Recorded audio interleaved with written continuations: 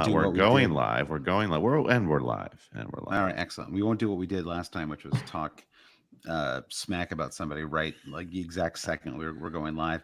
All right, let's start. We'll start clean here. Hey, all cheaters! Welcome to the Always Cheating Podcast. My name is Josh. I'm here with Brandon. Brandon, how are you? I'm doing well. I'm gonna have a hangover for a few weeks, not just from the end of the season, but also spending the last week in New York. It That's a was lot. great hanging out with you, Josh, seeing some of our friends at the Black Horse for the matches on Sunday. But I think the theme of this podcast stems from a karaoke session that we had in honor of your birthday on Friday Mm-hmm. night, in which you kicked off things with Elton John's Goodbye Yellow Brick Road. So I feel like I'm going to hear Goodbye Yellow Brick Road in my head as we run through sort of like, I don't know, what are we going to talk about here? Like lessons learned, great Yeah, performers, etc.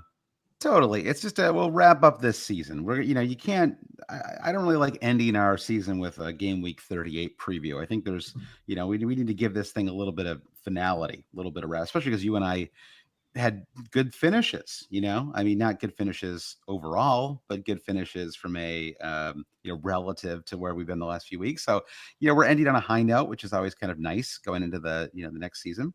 I feel like well, by the way, on Goodbye Yellow Brick Road, don't recommend it. I do not think that is a good karaoke song. I realized this is a problem that many people who've done karaoke know, which is that feeling when you usually are about 20 seconds into a song and Yeah. realize very clearly that no one is with you on the song. No one really knows the song, and Uh, no one is going to be supporting you while you go through the song.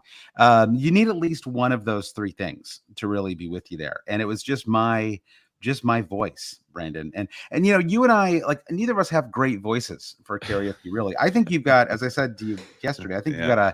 you've got a great voice for radio and podcasting, and I have Great a face for radio.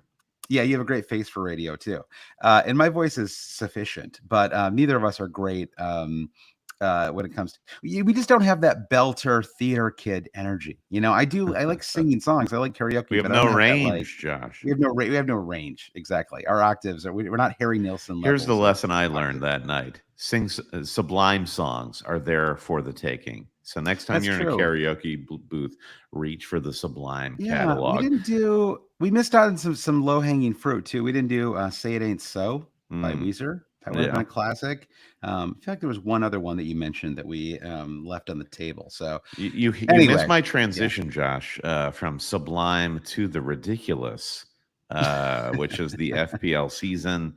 yes, So you mentioned we kind of had a strongish finish, and hmm you noted on our Twitter feed that we were kind of weirdly neck and neck. So content hmm creators always get stick for like hewing close to the template, and I feel like the narrative for us on this podcast all season was our scores were so very close, and I don't feel strongly about this, but I feel like you could look back at our teams and say there were important differences in each of our teams every step of the way. So how we yeah, ended up so close at the end of the season, and you ended up nicking me by just 1 point 1 point, because you captained amazingly out Phil of Foden.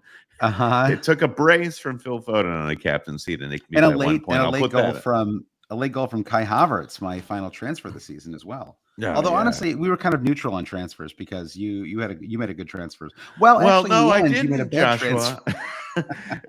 Okay, so yeah, that is really it in a nutshell for me. hmm Is I tried to be proactive slash active, and my one transfer for game week 38 was Yeah, Diego Dallo out because listen, the stock at Manchester United is an all-time low, and it's yep, pretty high at Arsenal, especially for their defense. Dallo out, Tomiyasu in because he was the only Arsenal defender I could afford. And guess yep. what? He scored a freaking goal. Moments later, not moments later, but Yeah. minutes later, Dallo scores his goal and puts a clean sheet on top of that. So what was a good transfer turned out to be a bad transfer in the Yeah. end. Why? Tell me why the lesson Tell learned from you FPL. why. Yeah, tell Yep. me why the lesson learned is that you just like can't win for trying. Well, I think the lesson is that game week 38 is a real fluky game match week, right? Some weird stuff happens. I think that Man United keeping a clean sheet away to Brighton is not a result that I think would have been likely the first 37 weeks of the season, right? Yeah. Like I think so. I don't know that you really made a bad move there. I actually expect that to be a fairly high scoring match. I thought we might see like a 2-2, especially when the news that De Zerbi was out. I thought, oh, great. Well, they might like kind of send him off. I guess I could kind of spin either way. It spun in the so long, good luck. Well, it turns out Yeah, De Zerbi quit, and so did Brighton. yeah, Uh, yeah. There that's wasn't a what lot of happened there. enthusiasm, in that squad. So did you end up starting Welbeck, or was he I benched did. for I you? started Yeah. Welbeck, and I Hmm. benched the likes of Chalaba and a number Right. of injured players like Gordon and Dunk. I Yeah. had to bench. So So uh, hindsight being yeah, 2020, the move was Welbeck to start. Mateta. Well, back to Mateta, exactly. Which would have been, it would have been, it would have been certainly a move. And Yeah, I think, okay, I mean, the thing is, it's just again, in hindsight, this stuff is all so clear, and it's sometimes it's really hard to put yourself back in this place of 24 36 hours ago, whatever, right? yeah. And I think at that time I was like, well, yeah. I mean, Villa did just win the Champions League. They celebrated, they partied, but they're a tough, talented Unai Emery team, right? And even though Palace are playing well, and I would probably arguably favor them to win the match, I I did mean, not think that we there's were this looking at a notion that 7-0 because they thrashing when it. they got to the Champions League, that every player is just like out in the streets, and they're just like Drunk hitting or each other something. as hard as they Yeah. can with sticks in the abdomen because Yeah, after they've drunk exactly. 30 beers. It's a strange picture, and I know, because nobody wants to lose 5-0, right? you It's still not have to like show up for work the next day. And exactly. going back to the karaoke example, we Yeah. knew when to say when, even in a Exactly. karaoke We booth. knew when to switch away from the Elton John and when to switch towards Yeah. the Yeah, so who knew early Villa would 90s, just like mid totally 90s. collapse there? But um, again, Crystal Palace, what a what a thorn in our side. So what was Mm. like 6 We got weeks it all ago, we wrong with decided them. to Yeah. say they were top of the on the beach listings, and Glasner just is developing some sort of a top six juggernaut for next Mhm. season, seeing how I what I players he mean, can keep. at the very least, it's kind of what you hoped would happen when during under Patrick Vieira, right, a Vieira, couple of yeah, years ago, yes, and it and didn't there were quite come to signs there, pass. A lot of right? injuries. Yeah. Yeah.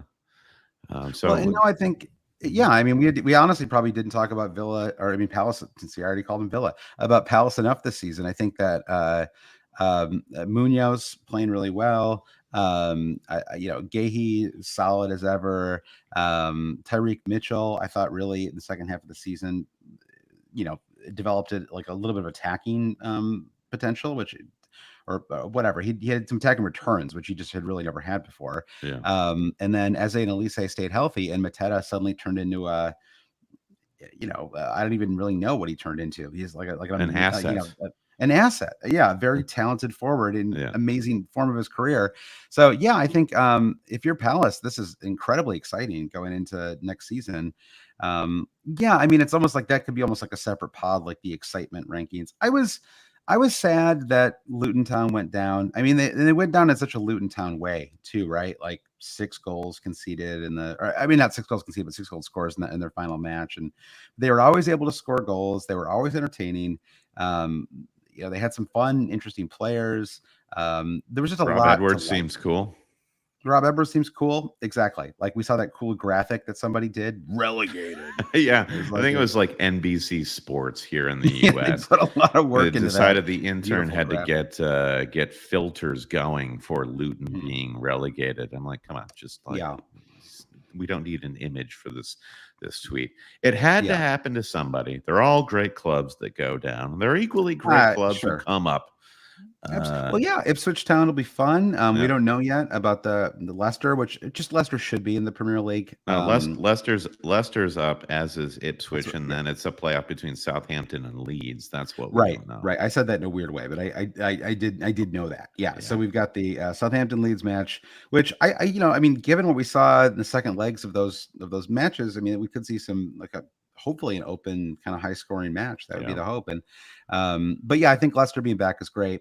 You and I, so I've said this many times in the pod before, but my favorite stadium experience in England was going to see Leicester play at the King Yeah. Power. Wasn't necessarily the best match, but just from a Oh, it was a stadium great match. experience. Leicester absolutely murdered them. The problem was you didn't have Yeah. Harvey Barnes in that match. Well, that's true. I mean, I guess I just meant like it wasn't like a super exciting. Like, what is the? Oh, actually, no. We now have been to the best match that we Chelsea, can Man City, confidently say, yeah, 4-4. the 4-4. Yeah. And I would say there were some questions about what the highlights of the season were for me. I would say, fantasy wise, I don't have many. Right. I'm glad to finish on a high note. It was not a great season. I got a lot of things wrong. I had a lot of stuff going on in my personal life. Kind of honestly beginning in late summer, right at the uh start of the season, right? We were doing preseason pods. I had my father passed away. Not I'm not and again I'm not saying this as excuses, but there was just like a lot of stuff going on. This is a My first on personal an FPL podcast, is somebody blaming the death of a parent for a bad FPL season.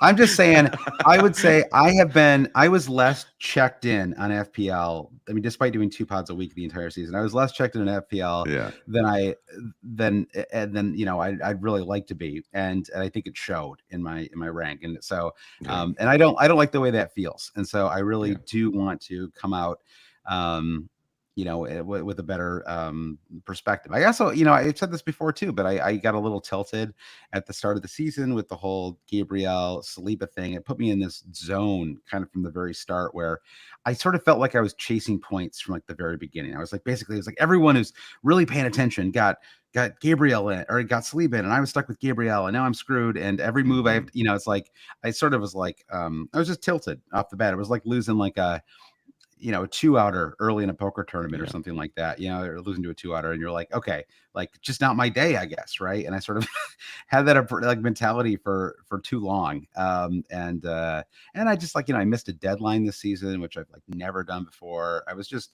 Yeah. and so I felt a little, like a little lax. I think that it was sort of, and I think like, whatever, right? I mean, we're all, most of us. It's a good lesson for all people who play fantasy sports, is that Yeah. you kind of do have to tip your hat to real life events and accept Yes. that those take precedence. And Absolutely. if you're taken away from the fantasy game that you really love because of real life things, that's okay. Yeah. Like there will be, the beautiful thing is that there will be another fantasy season. Yeah, exactly. It's like sports. I mean, it's like all sports fandom, right? It's totally. Just the clock resets. For me, this season was kind of wild. You and I have talked a little bit on the pod and a lot offline about it feels like a transitional season, especially for players in the league. Yes. So many young players coming to the fore, from Foden and Cole Palmer and Ollie Watkins. Yep. And that is always a challenging moment for veteran fantasy managers who are just like, you know what, the stats favor Mo Salah, and I'm just going to stick to my guns here.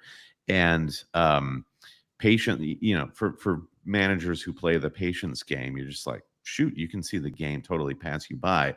And I felt that in moments this season where I just didn't get hip to certain trends and younger players as quickly as I should. How do you fix that the next season? Like, is it watching more matches? I mean, you moved to Canada. Like we had a lot of stuff going on this year. Yes. And like international affairs and all of that. Like there's a lot of stuff to distract. Oh, wow. So you're blaming now you're blaming Palestine and Israel for wow. See, I thought it was bad blaming my father's death, but you're going geopolitical here, which is there's it's on all sides, my friend. It's on all sides. How we fix it is really the thing is it's like kind of like, oh, I put on 15 pounds. How do I get rid of it? Well, you Hmm. fix it by hard work, like change Yeah. your diet, go More work like out. 20 in your case. Yeah. Yeah. Yeah. Yeah, listen, I'll underestimate. But how you fix that sort of situation in FPL is, oh, things are kind of like recalibrating. Is you kind of have, yes, you have to pay closer attention. You have to watch the matches possibly in a different way, or watch different teams Yeah. more than you used to. You just have to work harder, I think. And Yeah, I think that's true, and I actually think it's something that I don't think I realized until I started to get, a little bit older is, one of the things that is actually hard about doing this kind of content as or do maybe it's just doing any kind of analysis. This is probably true of, like, sports writers and stuff too, is you have almost, like, too much historical memory, right? And it starts to, like, crowd in a little bit on you, right? And maybe it makes you like yeah, less generous. Like you're like, oh, this guy's good, but you know, Eden Hazard when he came into the Premier League was a way better fantasy asset from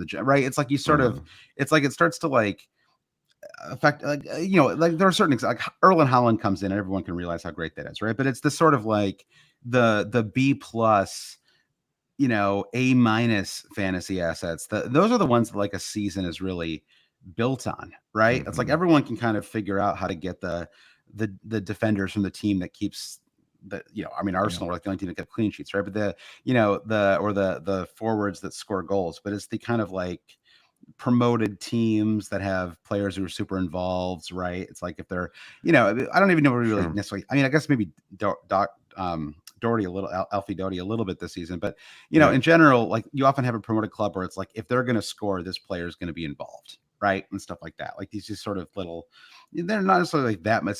It's not necessarily that much work to find these people, but you do have to be plugged in enough to and sort of open yeah. to the fact that they're what Cole happened. Palmer, to that point, becomes the story because he was the transformative figure at Yeah. Chelsea.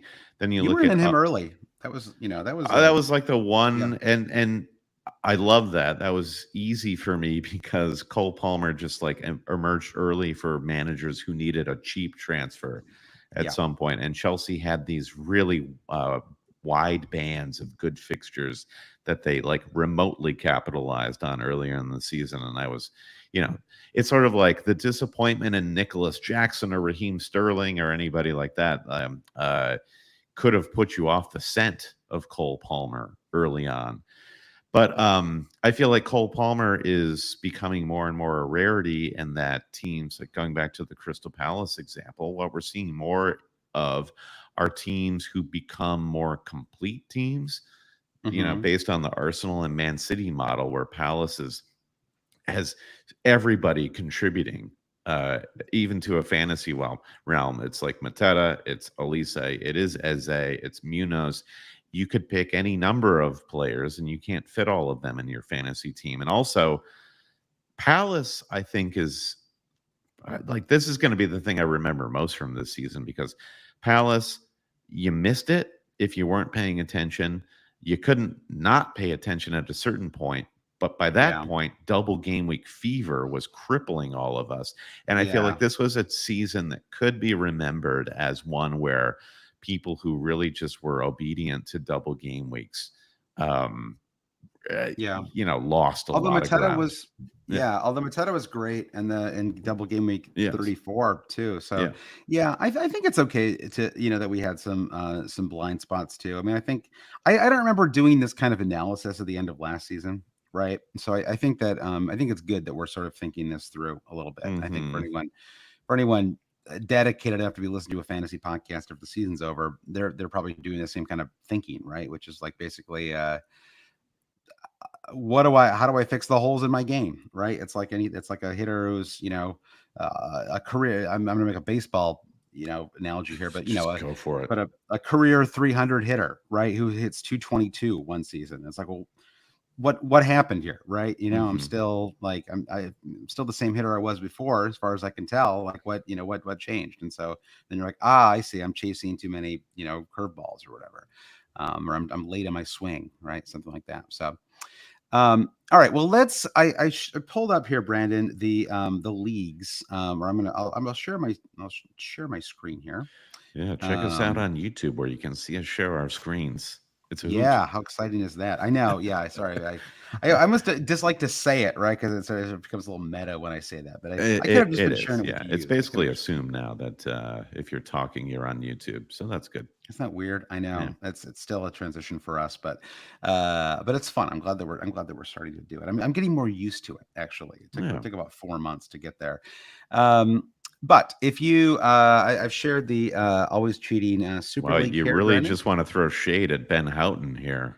And Oh how you yeah, the bested head to him in head. game week Yeah. 38. Oh yeah, I don't even know how to get the full view up here. I So wouldn't even yeah, bother. You're that's going to take a minute, but yeah, focus yeah, your attention on the far left. yeah, FPLgameweek.com, great site. Use it yeah. every weekend. I Check it know. out. I'm surprised. Almost every time that I share it, somebody asks me about it. Like, Yeah. wait, what is this? Like, where did this come from? And so yeah, I feel like it's always happy to share that out. So anyway, all right. Well, let's read off the top 10 here. And Byron Green finished in 10th place. Poor Lawrence Poos, by the way, Brendan, 11th. I feel like I read off his name every time I read off the Super League down the stretch. Yeah. And he just drops out at the death, as they say. But we've got Sam Fleming in ninth, Matthew Allen in eighth, Jonathan Okerut in seventh, Jake Holton in sixth, Andre Trejkowski in fifth, Dan Simpo in fourth, Chris McMenamin in third, Rashad Khan in second, and Ben Houghton finishes in first place. Congrats to Ben. He finishes 11th overall. Wow. Nice 74 points. Looks like he actually finished on a green arrow too down the season, which is nice. So congrats to Ben.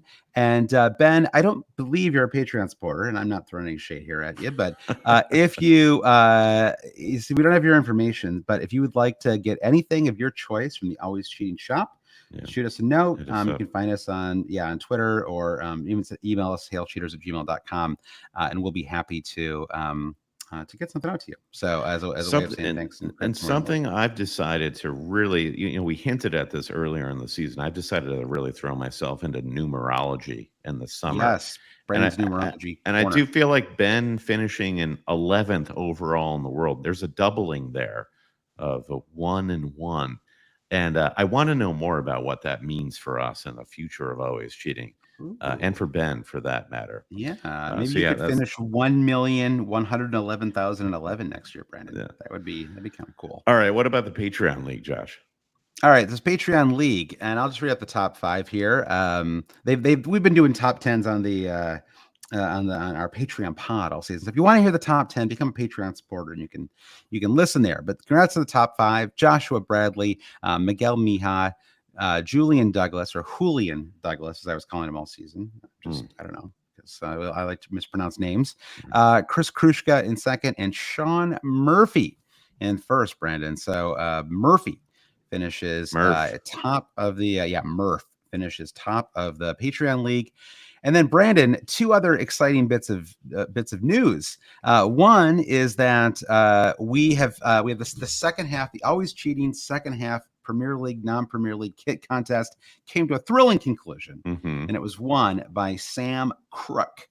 And so the goal of this contest, which I think now is going to have to be an annual thing, because it was very fun, and it was really fun to people in our Discord were sharing picks of the kits that they were going to pick if they won. So Sam, as the winner, he decided but the kit, you must explain further. You can only pick a non-Premier League kit. So yes. So that was the joy of like seeing a lot of kits that you'd not seen before from either lower divisions in England or around the world, for that matter. Yep. Exactly. So the one that he picked is the Dulwich Hamlet kit, and they're, as far as I know, maybe this is a common thing in the lower leagues, but they are sponsored by a record label, which I think is so sweet. Yeah. And so it says "Defected" across the front of the kit. It's this pink and blue kit. I really love it. And so I got kits for me and you and Sam, and I actually even got one for my 7-year-old, because they were looking over my shoulder while I was doing that, and got sucked snookered in. Everyone's part of the Dulwich Hamlet orbit now. Yeah, we're building a little mini Dulwich Hamlet. A little Hamlet. Yeah, so we'll get some photos of those kits and share them out. And but it's a fun contest. I think we'll do it again next season. Sam Yeah. actually sent me a note and said that he was kind of mired in the like the 2 millions or something like that when we announced that contest. And he had to be a Patreon supporter, and so he I can't remember if he was already in it or not. Doesn't matter. But he joined the contest and ended up finishing well enough to win the contest, right? I don't think it was like, he didn't finish in the top of our Patreon league or anything like that. But that's sort of, the joy of these contests. It's a 38-week season. Sometimes you have a bad start, and the way around that is to invest in head-to-head leagues or start a new league Right. where the scoring starts and game week 20 or whatever, right? It's like just find some new way to keep things entertaining because it's sort of what this is sort of like, I think, what I want the theme of the pod to be going forward, Brandon, which is basically FPL is what you make of it, right? That like So I'm talk always me going to through have. this theme. What does that Well, mean? I'm just always going to have my rants and complaints and Okay. whatever, and everybody kind of knows that. But it's there should be, and this is, it's sort of like the make fantasy fun again. But the idea is basically there should always be a way for you to find a way to have fun with this game, right? And Mm-hmm. you can start. If you're having a bad first 12 weeks, you can start a new league in game week 13. The scoring starts at 0, right? Or you can find a friend who also has a bad start, and you guys can each throw $20 into a pool, right? And whoever wins the next 4 weeks or the rest of the season wins the. It's like all sorts of different ways to make it Okay. fun. Maybe Yeah. you Yeah. launch a fantasy team. I mean a like a draft fantasy team. Totally. So to recontextualize that, the theme is stop complaining because the things you don't like about the game aren't going to change. So Right. fix it on your end. Exactly. Stop complaining about the structural part of it, right? If you have a bad game Yeah. week, complaining about that is always going to be part of the fun of Yeah. fantasy, at least to me. All right. So that is, and then also I just wanted to quickly shout out the Patreon head-to-head league as well. I know there's a lot of leagues we're talking about here, but congrats to Todd Byerly, producer Todd, who just nicks Paul Parsons, who I think is a Volkswagen supporter too. He's So, up there. uh, Yeah. yeah, so Todd just nicks Paul 73-68 in the head-to-head leagues. Congrats to Todd. I'm not going to offer Todd. Oh, Todd wants something, he can certainly have it, but I think I've You sent can him make a about seven. case. We've sent him about 7 shirts over the last 4 years, so he's probably good and always cheating merch at this point. But if you want to support the podcast, or if we've been helpful this season, go to patreon.com/always cheating. We're gonna be taking a month off, and we won't charge our patrons during that month off. We'll be back in July with content ahead of the season. So yeah, I guess we'll be off for about 6 weeks. When we ran 6 or 7, something like that. Sounds great. Usually. Yeah. Yep. I'm Yep. gonna go enrich myself in ways you can't Yeah. even You're traveling, imagine. right? Are you going to where are you going again? Are you I'm going going to to India or France. I'm going to Paris France? in June. Right. Yeah, Mhm. which will be great, and also just kind of exploring the outer reaches of my new home in Toronto. So Right. I Right. feel like, yeah, we all need to be reacquainted with Yeah. ourselves. Uh, House of the Dragons coming back in June. We'll have some yeah, Sunday evening content. So, so I'm looking forward to it. So that is, I guess that's kind of like the first half of the pod, and then the second half, we got a couple questions. I wanted to just quickly look because it was kind of fun, and I was a little surprised. Maybe I'll actually go into it over here, Brent, so we can all do it. take a look at it. So you and I can take a look at it together here, and I was just looking at the top finishers across the league. It's always kind of fun to take a look at this when the season's over, and just the top 5 is hilarious because it's.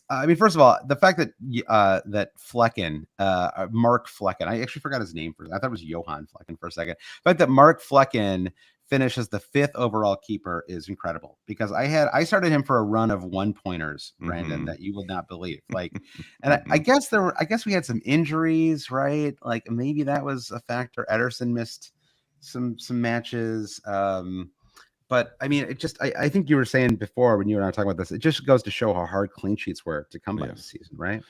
Truly, yeah. Defense was probably the most challenging thing to work around, and everyone's kind of like, "Where is the cheap solution?" You were making Yeah. fun of me every week on the pod for sticking with Pau Torres, and I'm like, "Well, what am I supposed to do?" Yeah. There were like pivotal moments of Branthwaite ahead of a double game week where, it wasn't like Everton is an interesting defensive story, and one that we will think about going into next season. Is everyone thought Sean Dyche, Everton, great keeper, and Jordan Pickford. Why Yeah. not them as our cheap defenders in game week 1? And it was a bit of a disaster for Everton to start the season. Then they had the points deduction. By the end of the season, they were very reliable for clean sheets. Otherwise, it really was just Arsenal. And it Yeah. was only until Man City started getting some attacking returns from either Guardiola or I don't know who else, but it really was down to Arsenal and picking up scraps wherever you could find them. Yeah. So, yeah, I think Flecken is that sort of canary in the defensive gold mine of like, oh crap, Yeah. this really wasn't a good defensive season, was it? It wasn't, and you know, even the and sometimes when that's the case, you can just start to focus on attacking. You know, like defenders can get attacking returns, but this year was really tough with that because every time a Ben Chilwell or a um, you know, I don't know. You know, I'm trying to Reece think of like, I James. mean, Trent Alexander-Arnold. I mean, Reece Okay. James, obviously, but like Trent, like they were all injured, right? It was like it was Yeah. very, very hard to even Right. find, you know, defenders with attacking returns that were healthy.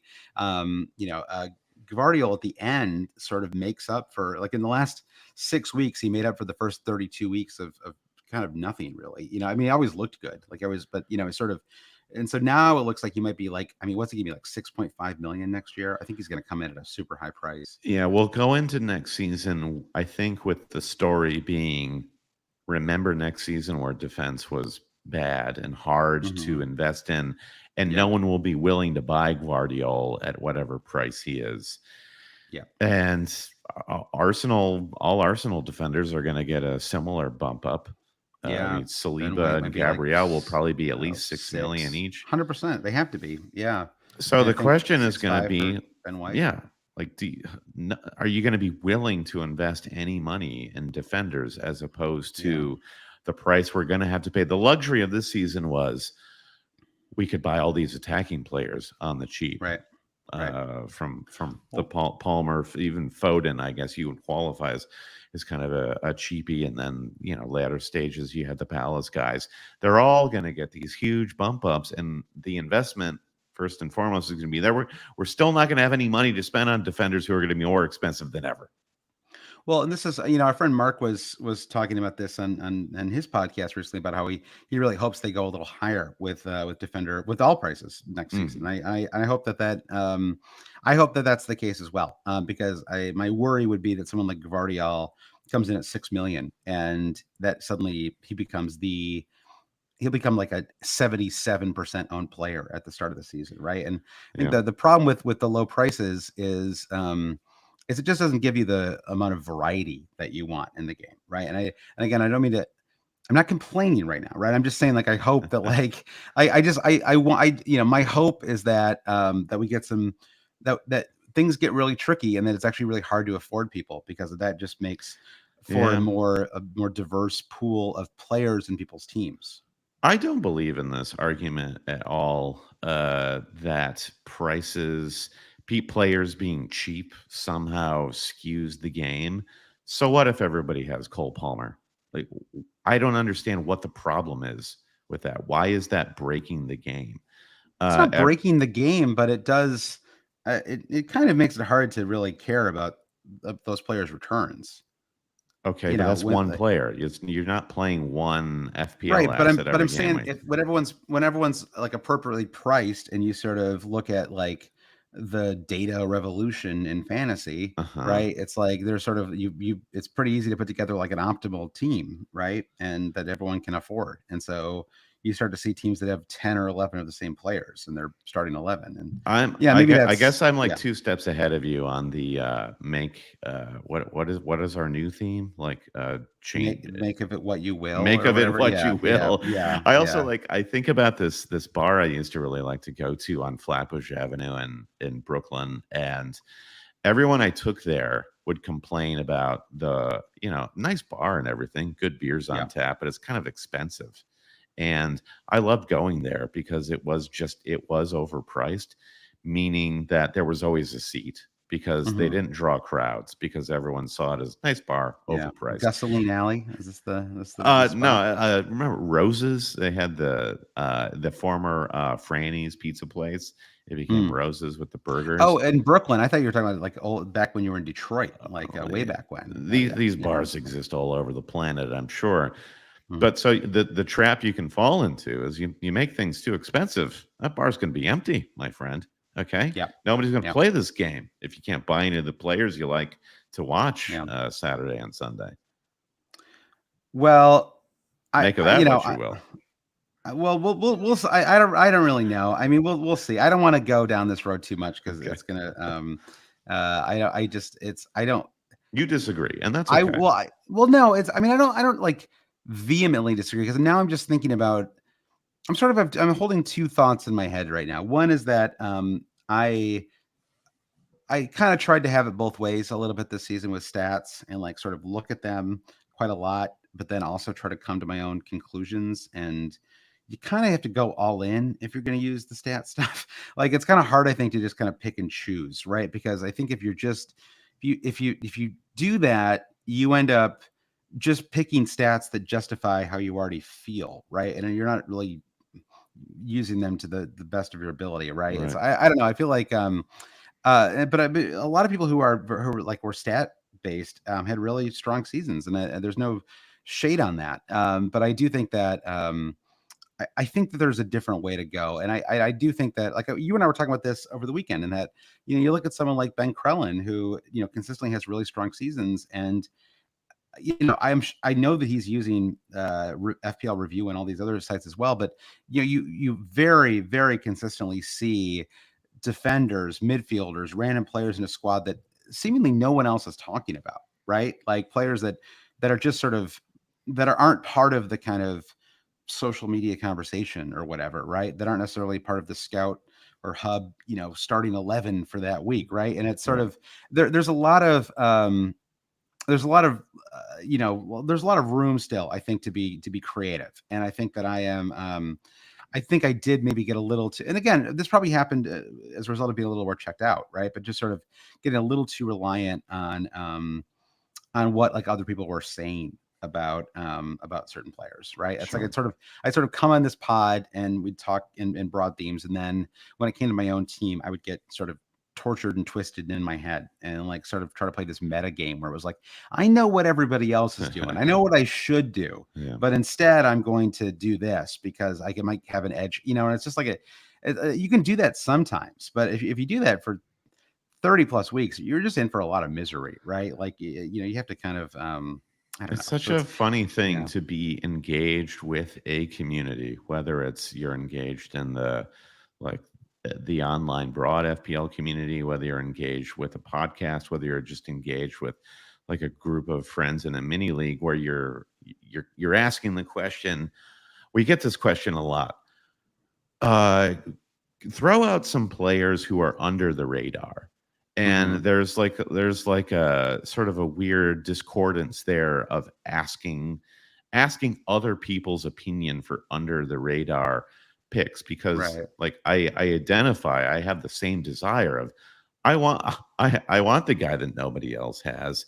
right. um But and it's like that, how do you ultimately find your way there is yeah, it is the unsolved question. If because the fantasy game is solved, it's solved through all these algorithms or whatnot. The thing that is still unsolved is the who's the player that nobody has because they don't have any stats to appear on these tables, et yeah, cetera, et cetera. yeah, yeah, yeah. And I think, yeah, I mean, we're not like, I'm not saying we're like the New York Times or whatever, but it's like, yeah, the second we or anybody else kind of in this little world of fantasy content like start talking about them, then it's sort of like we're like the establishment, right? So it's like the second we start talking about them, they are no longer like a super under the radar pick, right? Like it's We're something we kingmakers. well, but us there's a collective effect that starts to take over Yeah. at the very least, right? And so you're better off in some cases just finding um your own little hubs. I think that Yeah. which is not to say that the content creation stuff isn't valuable, although I think in general, especially the longer we play fantasy, I am drawn more to fantasy content that is just fun and I'm looking less and less for information, right? Sure. And I'm looking more for personalities and just entertainment, right? It's like the experience of playing fantasy. That's Yeah. really what I'm. That's something I enjoy listening to that kind of content. I enjoy doing that kind of content, right? Yeah. And the sort of like digging through stat table stuff. I just feel like I'd almost rather read an article about it, than listen to like 50 minutes on it. Yeah. So it's just my own opinion, my own taste. So going back to the goalkeepers that we have on screen here, like Yeah, if there are any further lessons learned about them, yeah, weird picture here in that we're used to seasons past where there's always a cheap shot stopping goalkeeper that emerges, the Nick Pope right. at Burnley sort of goalkeeper. And I feel like no one has championed a shot stopping cheapish goalkeeper this season, yet here we are with Flecken. We have Leno as the third highest scoring goalkeeper, which I'd put him in that Nick Pope at Burnley camp. And then Jordan Pickford is really emblematic of all of those traits, and Hmm. he's just like a little more high profile than any of those keepers. So I feel like if you look at it that way, this season with goalkeepers was really no different than any other. I Uh, know. It's just get it. It's like the only trick really is you probably want to spend 4.5, right? if possible, The yeah. the like I'm gonna get a 4 million keeper, and it's just like the areola thing. I mean, like, in the end, he actually finished close enough in points that maybe you can get away with it. But it Had was he so played like stressful for every him all minute of season. the season, maybe he does better than somebody Yeah. like Leno, but that I was a think problem for him. I'm totally over goalkeeper rotation though. Yeah, I'm over it. It's next year it's one 4.5 and one 4.0. And if yeah. there's no 4.0 that plays, I'm just going to have the backup 4.0 for that. Like I'm not going to spend more than 8.5 million on keepers because again, look at this, right? Mm, It's all these 4 point. I mean, yeah, Raya was a little more expensive, but it's all these 4.5 guys, right? Who ended up being the most valuable. And you can't predict when they're going to have those massive game weeks, right? Because and in the case of many of these players, their best I don't want to dig through every single player right now, but some of their best returns of the season came when they would kind of inexplicably keep a clean sheet away to Liverpool, right, or something like that, right? It's like the 13 pointers in the uh-huh, matches where they get 9 saves, right? Or maybe they save a pen or something like that. It's like right. those are the reasons that the 4.5 keepers can be valuable, right? It's you don't necessarily get Ederson level 6.6.6 points, but you get 2 2 14, 3 11, 2 2 10. And it's like but in the end, if Equals you the just same play them every number, week, it and equals the same number, and yeah, you're saving money, right? totally. So yeah, so Even you have to look at it through Ederson the long is lens. like eighth down the list here, something I know. quite poor for Yeah. as the gold standard of City is Yeah. concerned. I guess he Vicario missed a actually few kind of weeks. shocking to Yeah. me too that he Yeah. finishes even below Ederson, and I feel like I guess he's like they emerges just one of the better goalkeepers in the league, but just an yeah. absolutely abysmal fantasy asset. I know he really was abysmal. I had him down the stretch, and they just couldn't keep any clean sheets. Yeah. I mean, it was just except in 38 Discover game funnily week enough. 38, baby. Yeah, I know. Yeah, them and Man United. And we laughed There to you the go. bank. Yeah. So defenders, look at the top 10 defenders for the season. It's honestly a lot more straightforward. Unsurprisingly, 1, 2. It's actually kind of cool that it came out like it turned out this way. Hmm. 1, 2, and 3. Arsenal, Arsenal, Arsenal. Ben White, Saliba, Gabriel. 1, 2, and 3. Pedro Porro makes a little bit of a late jump here, right? With Two a goals 15 back to pointer. back. Yeah. Yep. 2 goals back to back, and then a 15-point return. Yeah, or I guess it was 14 in the end. In the Sheffield United match. So, and Branthwaite. I mean, how about him too? Right? Yeah. Finishes 4.5 million. I think was that his starting price? It was. And then he got all the way down to 4.1. And how funny is that a player went from 4.5 down to 4.1 and finishes as the 5th overall defender on the season? Kind of ridiculous. Revenge is sweet for Branthwaite. Yeah. I guess the Yeah. question for him is: Does he is Everton primed to sell him off to another club? Is he on the John Stones trajectory? 'Cause, man, I he's don't quite know. good. I think they need some building blocks though too, right? Sure, Like they I need, agree. yeah. So, Particularly if you want to um, play Dyche ball, that yeah, yeah, and they need to invest in the fullbacks like big time. yeah, Yeah. I mean, Ashley exactly. Young and So Coleman are they should own the club, not be playing for it. yeah, it was. Yeah, I mean, I think Coleman is going to leave, right? I don't know if they've officially announced that Yeah. yet or not, but that's the end of an era. I mean, he and Leighton Baines like 10 years ago. And then, yeah, the bottom of the top 10, you've got Walker and Guardiola, kind of as expected. We're kind of in that Ederson zone, right? Bottom of the top 10. Shar really had a strong second half. Trent, who just had a terrible season, really, but did enough Trent things to still crack the top 10. And then Anderson, who, had an amazing first He's half the of the top season. point scoring Crystal Palace defender, lest ye all forget. And Hmm. it's going to be interesting to see how Palace defenders get priced going in to next season. And like suddenly you're like, oh, well, I can only afford Anderson instead of Munoz, who I really Yeah. wanted. And is Palace going to be the like I can only afford the center back sort of Yeah. team? I don't know. Trent, by the way, 3 goals, 5 assists, 8 clean sheets on the season. You could make an argument that he was the most overpriced player in fantasy this season. Ever in history. Certainly he's up there, right? I mean, he finished at 8.4 million. I think he started at 8.5, right? Which is an insane price. I guess he was okay. He was actually at 8 million to start the season. So he got all the way up to 8.4. Jeez. He Your got favorite expression, up to Josh. 8.6. FPL Yeah. towers got over their skis on the pricing there. Yeah, I think they did get a little over their skis, sadly. So, yeah, so I think we'll see him closer to 7 million next season, which I think is right. I mean, it's kind of funny that like the whole story this season about everybody being underpriced, and then he was the one player who everyone was like, okay, I can't actually go that far. That's a little Yeah, too expensive. that's insane. Yeah. Well, Yeah, let's move. we'll Sorry, have go to ahead. do a little deeper dive into Arnie Slot to see what to expect of Liverpool Abs- defense next season. Absolutely. I think there's a lot of meat on that bone Hmm. going into the season. So, but let's move on to the midfielders. I think you and I talked about this. We've talked about this a lot over the last few weeks, I think, but the sort of changing of the guard in Hmm. in the Premier League and what feels like the rise of a lot of really exciting, talented young players. And you see it right at the top of this table, right? 1, 2, and 3.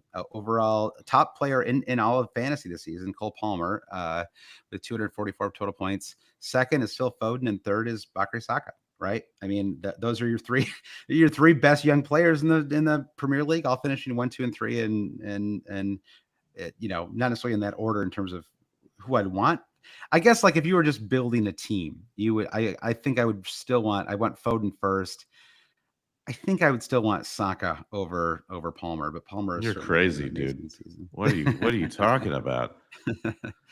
Well, the Yeah. numbers are right here in front of you, and Okay, Palmer the played fantasy fewer. numbers. Yes. Well, I don't mean a fantasy team. I mean like if I was like building like a Premier League, if I was buying a Premier League. even still, well, Saka's season, there was something missing for me in stretches during the Arsenal season in Saka's game.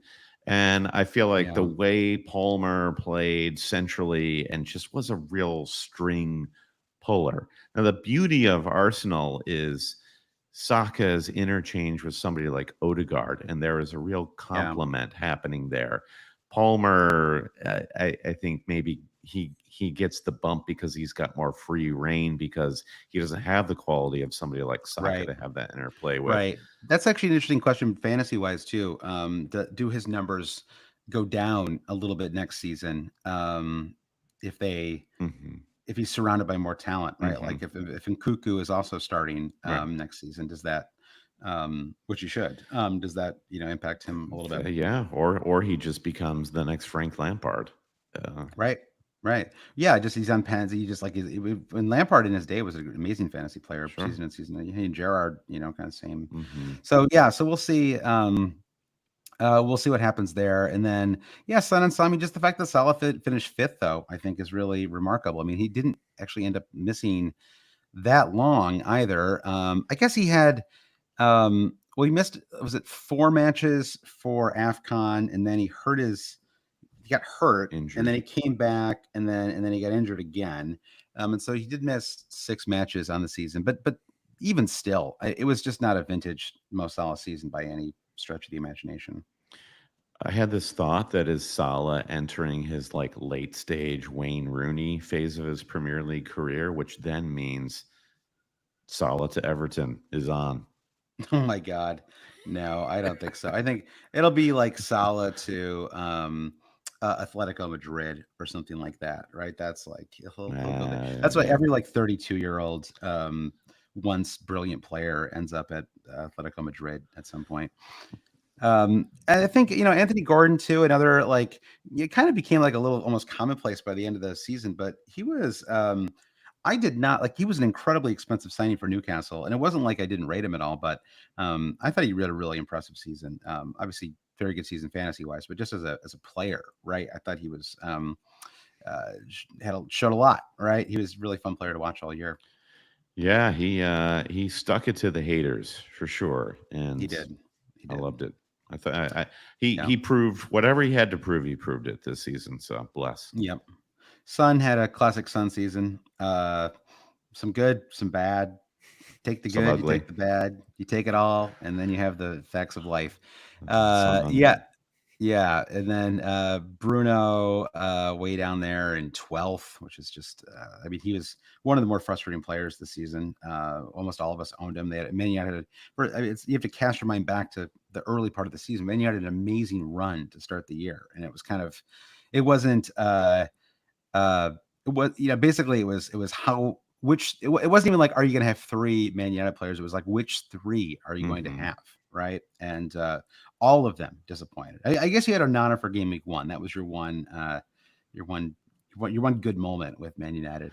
Yes, yeah, when he should have gotten a red card against Wolverhampton, instead he ended up with 9 points. Yeah, I love the story of Bruno Fernandez this season because it is like, is Bruno Fernandez going to be a legend that we tell our children years from now and they won't believe us because he'll disappear to your beloved Atletico Madrid?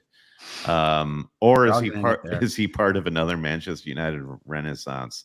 Yeah, Because I don't see this like story as we saw it this season with Ten Hag, Bruno, and United continuing as it you is. could say that about this whole era of Man United, right? In the last like 10 plus years. Well, yeah, you could. I just feel like the every everything kind of gets rotated, and Bruno has been this Yeah, weirdly consistent heartbeat in a dysfunctional club for the last 3 seasons. And like, yeah. God, he must be like, yeah, he's got to be working overtime behind the scenes to figure something out.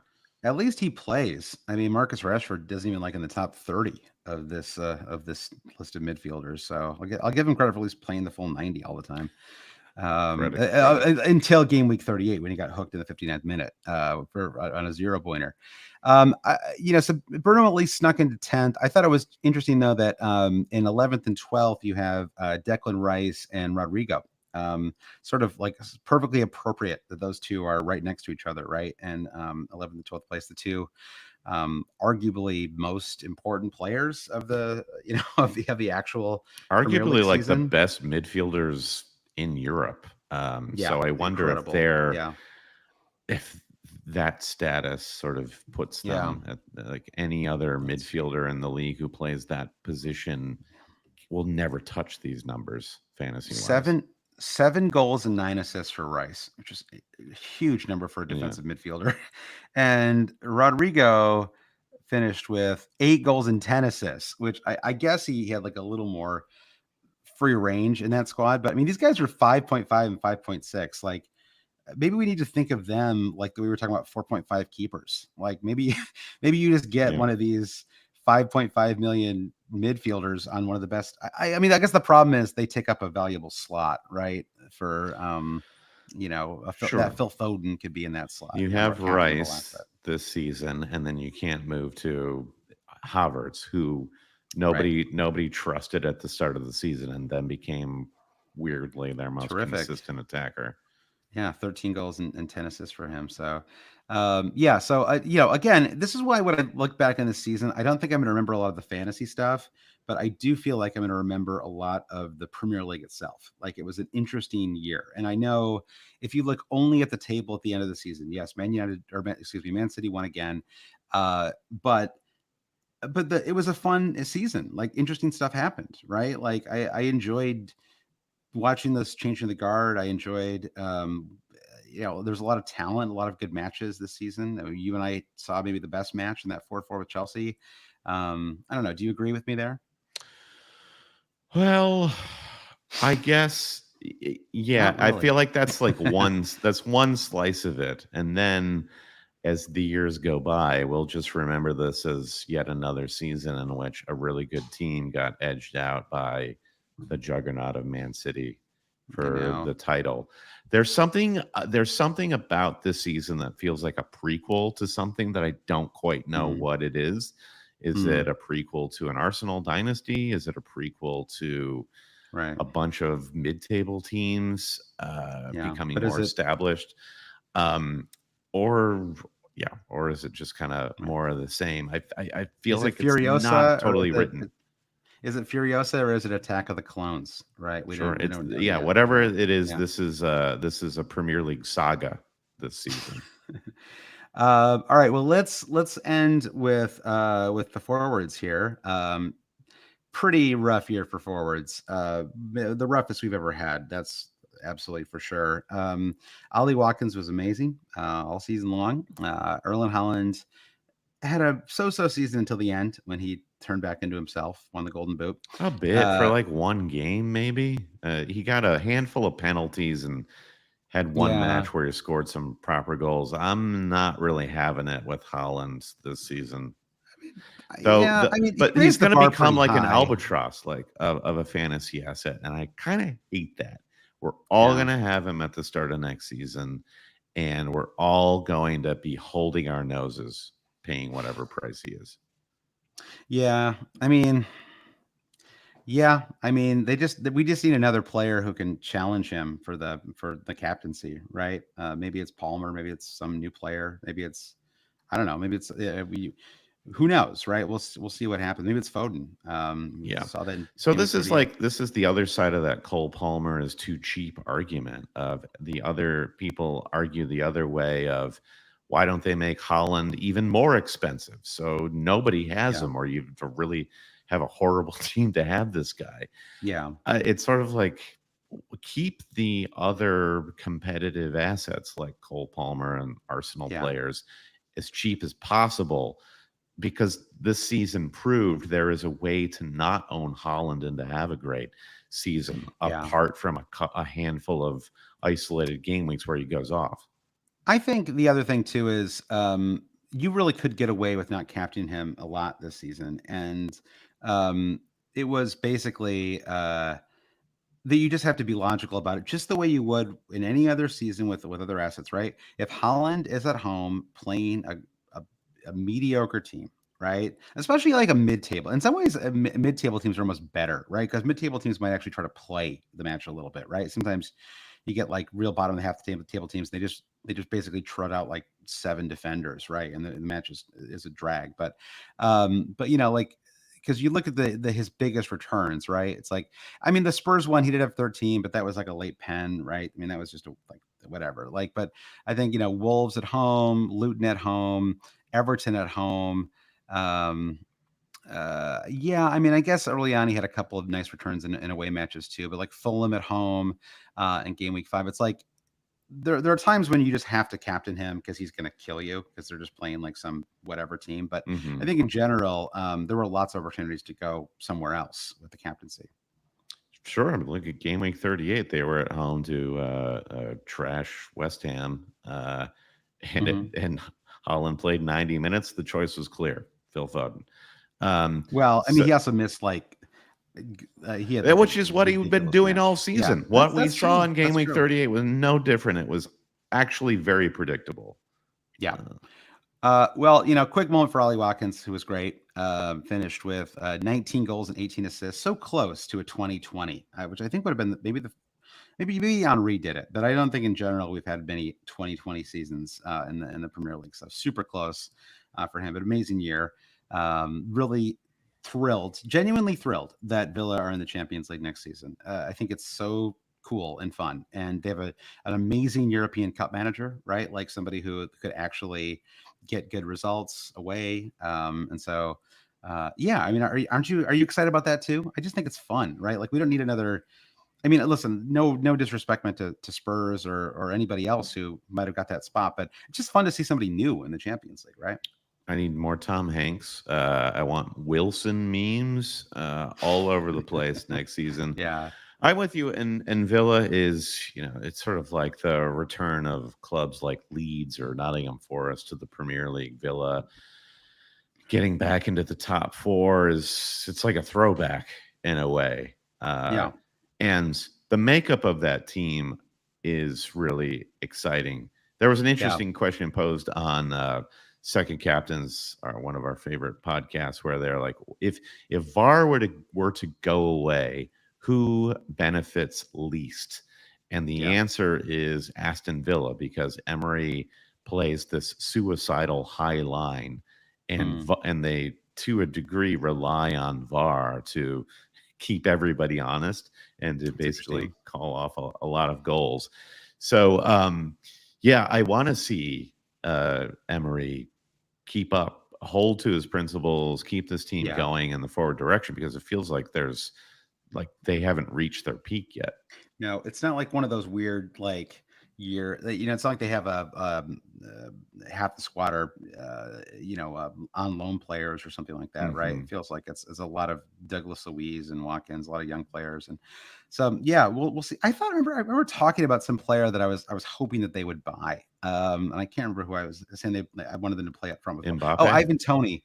I wanted them to sign Ivan Tony as their like backup forward next. I don't think that's Right. going to Yeah, to happen, get but the Brentford boys back together. yeah, exactly. That'd be a really fun fit, I think. So yeah, and then yeah, I mean Solanke, Isak, like good seasons. Ultimately, like kind of, but just a real mediocre pool of forwards this year. I would be surprised if it was this bad next season. Darwin, I mean, just by the end of the season, he wasn't even starting for Liverpool, right? So, yeah. So I think we're going to see a lot of. I mean, the Premier League's got tons of money, and there's they'll find some players, right? I think we'll I think we'll see some better forwards next year, and it'll be interesting to see if someone like Solanke makes a move, right? Does he stay at Bournemouth? Does he move on to like a Europe, like a club Yeah, with where European matches? okay, where would you put Solanke if he were to move? I mean, I haven't really thought about it, but I Well, mean, I don't know, Chelsea, like that'd be an interesting spot, right? Like hmm, Solanke, Palmer, and um, that'd be kind of a fun combination. yeah, Lose the yeah. less It's like the players the injured thing less the that it season. feels like Chelsea was missing up front was physicality this season. They didn't lack for speed, which I Yeah, think worked to their benefit. But yeah, do they get more muscle with Solanke? Then there's the rumor of Isak to Arsenal, which I think is pretty intriguing. It's sort of that'd like be cool. it's the Yeah, same idea of let's put more muscle on Chelsea, and Isak is like, I would hate to displace Havertz, but I feel like Havertz is not. I don't know. I'm just not. I don't have yeah, enough but faith it's in Havertz to keep all all this these, going. yeah, but all the top clubs have big squads, right? And they've Hmm. got like, and they have lots of depth at the top positions, and Man City do along, I mean, look at Man City, right? I mean, they have two world class forwards, and one of them is it was so needed for so much of the season, right? And then he's kind of back on the bench, and so I think if as long as you're winning a lot, I think these guys can handle not starting every single week, right? At Yeah, least for a little while. So yeah, I think that'd be cool. Yeah, so Isak to Arsenal, Solanke to Chelsea. Let's make it happen. And Cuckoo was the player I was thinking of, Mateta by to the way. Manchester United. We'll never hear from him again. No, we don't want Don't that to do it, happen. Mateta. Do it. Yeah. Also, like, let's at least kind of see what Hoyland can do. He's had some moments. I don't know. Like, they got to give some of these guys a chance anyway, right? Hmm. Like, there is like something at least more interesting happening. It feels like there's like a new generation of players that are kind of fun and interesting at Man United, and Hmm. like what you don't want is for like a bunch of 32-year-olds to come in and in last gasp their Sure, way that into starting. Casemiro And party was pretty short lived. It's true. yeah, they had one season, one good Casemiro year. So all right, well that's your Premier League I don't know, kind of FPL stats overview. Let's just pick Brandon. I think we've covered a lot of these questions, but let me find one question here. Sure. How about that? Yeah. Let's see. Pick a good one. Yeah. Okay. How about this? Sam C asked about price predictions. Do you have any early price predictions? Let me just throw a couple of names at you, Sure. and you Throw a tell me name. what I'll give you the a price price. No might be. problem. Yeah. All right, Ollie Watkins. I will go 9.5. That sounds about right. He Yeah, might could get 10. 10 Yeah, feels crazy, but 9 feels it's true. but possible. But But if you 9.5 feels right. but if you told me there was a Champions League team that had a player who had 19 goals and 18 assists, Mm-hmm. and like then 10 wouldn't be crazy, right? It's sort No. of like, so I think that you could make a case for it. Yep. How about Cole Palmer? And his final price to end the season was 6.3 million. I mean, he's got to be probably he's in the 8.5 to 9 range, I think. I think 9.5, something like that. Mm-hmm. I don't think he gets double digits either, but I think 9.5 maybe. Yep. Sounds about right. All right, what about Trent Alexander-Arnold? 4.0. I think I think they probably build a little 6.5, 6.5. Okay. I was gonna say 7 because sometimes they kind of it's like they take into account that a season could be a fluke, right? Yeah. So they don't always go as high or low. That's why someone like Palmer probably won't go from 6.3 million to 11.5, right? There's usually an element of like this could be a little fluky. Mm-hmm. All right. What about Ben White? Finishes the season at 6.1 million. So I Top want to take defender. this. I want to take this in totality with the whole Arsenal defense. Okay. Yeah, So let's hear it. it's sort of like Ben White's gonna be 0.5. Ben White is basically Trent to everybody else's Robertson and Arsenal. Mhm. So Ben White will be 0.5 more than Saliba and Gabriel. Yes, I agree. Interesting question is, will Saliba and Gabriel be the same price?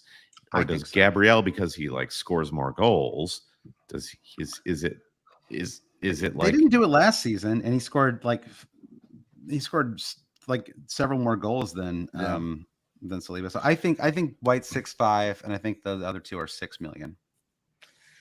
Yeah, How do you probably. go any lower than that? I kind of think you put Saliba and Gabriel at 6.5.